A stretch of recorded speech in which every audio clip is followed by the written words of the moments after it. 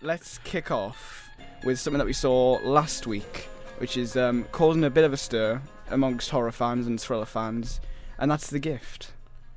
So it's causing a bit of a stir. Well, it's just because it's not what people expected. Oh, it to be. I get what you mean now. But so The Gift's a film directed, written, and starring Joel Edgerton, who you may remember from The Warrior. I think that's probably his biggest. Warrior in 2011. And I know there's a few. He's Animal Kingdom. Animal Kingdom as well, yeah. But I reckon as from Warrior anyway. So obviously a triple job for him. Obviously a lot of work for him, especially. We saw the trailer a few times, and the best way to describe it is cliche. Yeah, I mean, you see the names that pop up. It's by Blumhouse Productions, obviously Jason Blum, who's done such things as Sinister, Insidious, The Purge. The Purge I have a severe disdain for in particular. And Unfriended, which was actually alright. Yeah. Anyway. So obviously we weren't really expecting much at all, really. No. But the best way to describe the trailer now, after we've seen the film itself, is it undersold it. Well, I think it's sort of sold in a different direction. It was more to sort of lead in the fans who do like Insidious and The Purge, etc., to come in and see it. But then it's an odd strategy. Perpendicularly, it could also drive away the people who might actually be interested. Well, yeah, I'm totally not on board with any kind of modern horror at all. So seeing that trailer was like, why bother? So fair enough. I mean, that's probably how we all. I mean, it didn't look fresh. No. That's probably the main thing to say. No. So yeah, and basically in this film we've got a young married couple called Simon and Robin, played by Jason Bateman, obviously comedy stalwarts, and Rebecca Hall, who obviously really. I mean, it's more passing resemblance than to Anne Hathaway. Yeah, you see it's quite strong here with the hair and yeah. Yes, I mean, it's the short hair. That's what the hair. That's what really got me anyway. So then they've really relocated from Rebecca Hall's character's life in Chicago to California, where they have got a new house in the suburbs, starting a new life. Simon's got a new job, hoping to start again after something traumatic happened. And I think it's not a spoiler to say that she had a miscarriage. A miscarriage. Yeah. It's not. They say that in the first 10 minutes. So obviously they've got a brand new life. He's got a brand new job. She's going to start a business up again, working at home, and they're hoping to start a family again. Everything's seeming okay. However, when they're buying supplies for their new home out and about in the streets, they run into Gordo, played by Edgerton, who is a former high school classmate of Simon's, who Simon appears to have completely forgotten about and doesn't recognise until he sort of regales them with stories of their past. And from there, we basically get a twisting, turning tale of just how these two, Gordo and Simon, how their past has sort of been covered in dark secrets and sort of ominous secrets that have just completely gone out of the background, and it's a dark past pretty much, and it's very good. That's probably unexpected. Yeah, unexpected. Yeah, I sort of stumbled around the synopsis there because I didn't really want to delve too much into how it went, because this is one that you this is sort of like in the way that The Cabin in the Woods back in 2010, how that sort of looked like it was just going to be another really cliche, really another full of formulaic stuff, and that the fact that it was just another entry in the horror genre that is not going to have any sort of benefit on its own. However, it did, obviously, it turned the genre on its head. It was a really big revelation. It was a really good film, and obviously this seems to have done exactly the same for the thriller genre, because this was a really genuine surprise, because we weren't obviously expecting much because of the Blumhouse connection and the fact that the trailer really missold it or sold it in a different direction, as you said.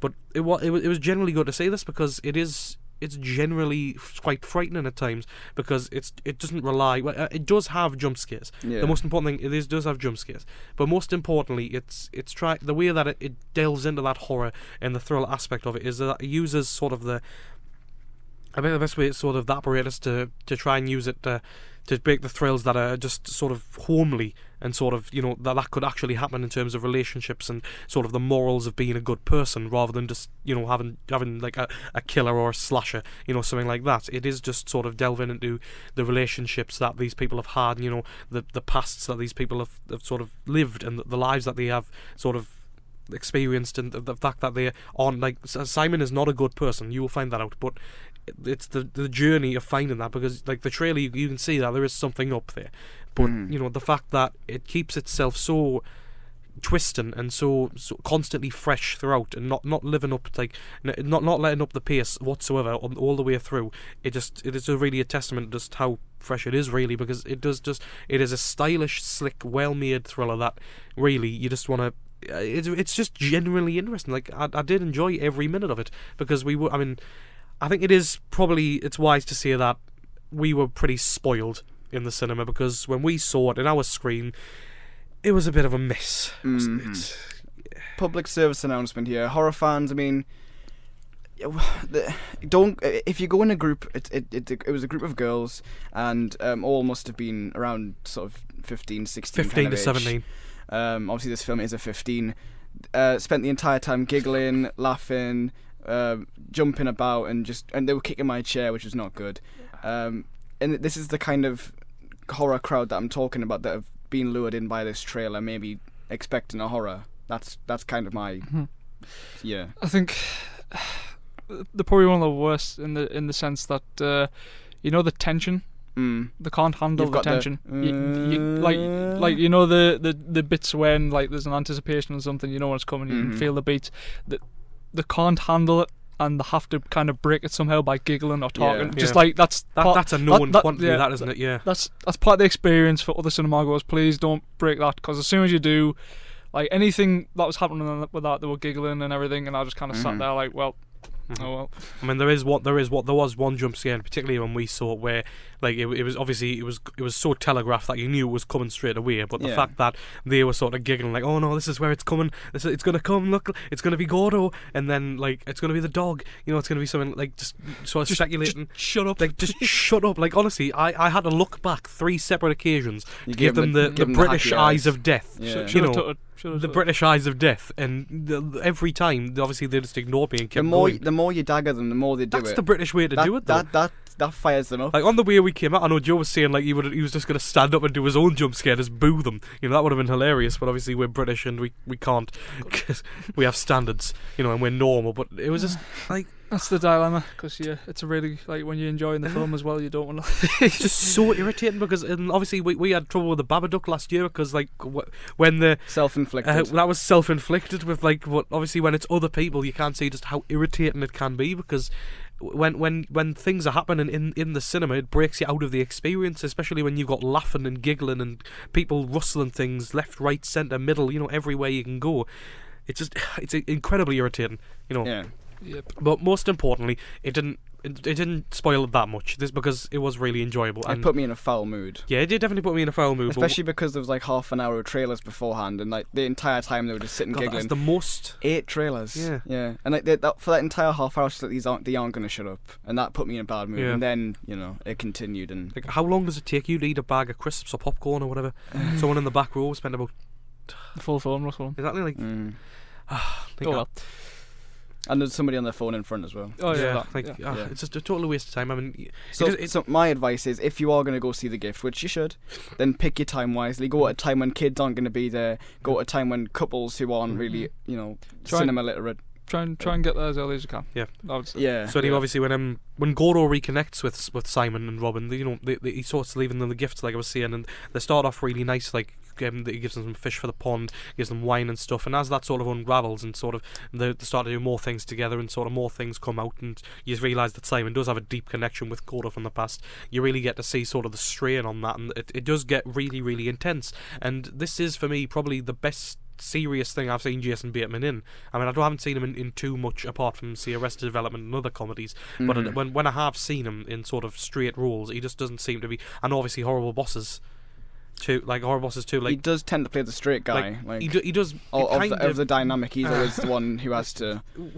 He always wears the same shirt. Always, every time, like a blue shirt. It kind of works when he's playing that, but like when he's trying to do serious stuff, it never really comes off as willing or believable. But in this, it definitely does. You believe that he is this character. You don't see Jason Bateman because he does have a few. He's got 1 or 2 good lines, like funny lines at the start, but then once the drama kicks in, it's a complete. It's a realistic man who's obviously got a very dark past and is obviously wanting to move on, and you can definitely see that. It's a really strained performance. It is a really restrained performance that you can totally get behind, because obviously he is. You do feel for him, but obviously when you discover more and more what he is and how things have happened in his past, then you really do sort of see that the lines aren't so clear, and they are a lot more blurred in terms of just how how the relationship between Gordo and him, and there are no real good guys in this. It's poor Rebecca Hall who's caught in the middle of this conflict. Really, she's sort of the middleman, because she is just obviously it's really her life who's getting messed up more than them two. So it's really the tragedy of that. But really, it's just all three of them are just. It's a fantastic. I mean, for Joel Edgerton to direct, to star, and to write this. This is his first directorial film, and presumably it's his first writing gig too, because he's primarily an actor. It's not his first writing gig. He's wrote The Rover in the past. Oh, right, there you go. Another a few one. things Another before good that, one. yeah. But yeah, but obviously for first directorial film and for writing and starring in it at the same time, it is an incredible challenge, and to pull it off with such sort of. What was supposed to say it? I mean, heft. Yeah, so the sort of the confidence as well. Yeah, sort of the stylish, slick feel that you get from it. It's all just. It is a very well made horror. You know, you get all of that sort of classic sort of. The sort of imagination that you get behind it, you get that. I mean, the family home of Robin and Simon, it's all very harsh glass surfaces, so obviously when Gordo does his visits, you get to see him looking in before he knocks, it's like you can't hide from your past, that sort of the metaphor behind that. And it's all just it knows exactly what the conventions of the genre are, but it's not always willing to play alongside them. It is very willing to make sure that it is fresh in everything that it does. And obviously, while there are the jump scares and while there are the telephone moments, that exactly what's going to happen, it is constantly twisting and turning. You never really know what's going on, and when you finally do guess what's happening in maybe the last 15-20 minutes, it doesn't really matter, because by then it's a satisfying emotional payoff. And it's just a well wrapped up story. It's the kind of satisfying emotional payoff you don't tend to get in these kind of films. Exactly. It's actually a really sort of thought-provoking, interesting message at the end of the day as well. It definitely is. I mean, I mean, the thing about all the tropes it does, like there's numerous tropes it sort of. Because the entire film spends itself sort of queuing up these things, and it all looks on the surface to be a regular sort of thriller, but just subtly underneath he's putting in these little threads, he's sticking these little details in that are going to come back later, and it actually, under the surface, it's doing some really clever mechanics, and then that all sort of clicks together nicely at the end. I mean, like Cabin in the Woods, it all sets itself up underneath. Exactly. I mean, and then explodes into life in the last 10 minutes. I do hope the mis-selling of the film doesn't affect it too much at the box office, because this definitely does deserve attention, because between the act of the three main cast, I mean, they're all about 10 to 15 characters in it, but nobody gets more than 10 lines apart from the main three cast members. This is very much a controlled story. It is about them. It's all about them, and it really is just the way everything. I mean, it's so patient in the way the camera moves. It's so sort of. I mean, I just love the fact that it's so hard in the surface. Like I'm saying, the glass especially. That's probably one of my favorite. People in glass houses shouldn't throw stones. Exactly. There you go. I mean, that just sums it up really. I mean, it's just everything from the slick feel that it has to the well written script, to the fact that it doesn't go for the cliches too much. That it does try to make sure things are fresh and even. And that you're always trying to guess what's going on. This is definitely a really good watch, and probably one of the better thrillers I've seen in the past few years. I mean, it's really, really good. Yeah, these kind of films, they tend to do pretty well at the box office because they're made for such a small price. I'm sure it was like $5 million, and it's already made like well over that. Joe, what was your thoughts on it? Yep, really enjoyed it. I mean, it's one of those films where I want to talk about more stuff, but it's one of them where the tension's like in the fact that it unveils through the characters, really, especially through Jason Bateman's character. He was very, very well acted, because I think it might be his second or third serious role I've seen him in, so he's really obviously it's expanding into that. But overall, if it is his first film, Joel Edgerton, he's done a very, very good job. Good tight direction with the house and everything. Especially the first time you see Gordo, how he's out of out of focus, and he's just popping up every now and then. You kind of lose the curiosity in that sense. But I'm not entirely sure if it's his first, because he might have done one called The Square from 2008. It's his first directing, but he has wrote, because I'm sure he was involved with that. But overall, absolutely loved it, and one of the most interesting endings from this year as well, where I'm obviously it's not everybody's kind of bad in a way, except from Rebecca Hall's character. So at the end, it kind of leaves you with a feeling like, it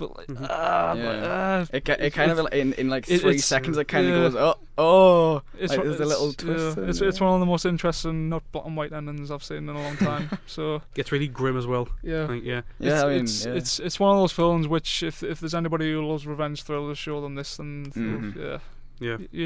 it's. I don't know where I stand with the ending. Yeah. Not in the sense of good or bad, more in the sense of like damn. Yeah, But, I've seen people on like Reddit, for example, who've sort of analysed the ending and said like, well, this happened. Like, well, that's not really the point. Like, if you've seen the film, you kind of know what I mean. Like, it doesn't really matter what the outcome was. Like, it's more the message and sort of especially that's horror of it. That is the strongest thing this film has. Yeah. You know, the strong moral message and story behind it. You know, it definitely does have its roots in the fact that it is just it's stuff that might have happened. You know, it's basically just the moral of, are you a good man? You know, are you a good person? That is basically the thing it's trying to get at, and it's wonderful. Yeah, pretty much. I mean, really worth a watch. Yes, and it's definitely one of the better horror and / thrillers that I've seen. I wouldn't even call it. I mean, it's psychological horror. Yeah. I would say like psychological thriller with hints of psychological horror. Yes. That's what I'd say. Credit to Joel Edgerton for that.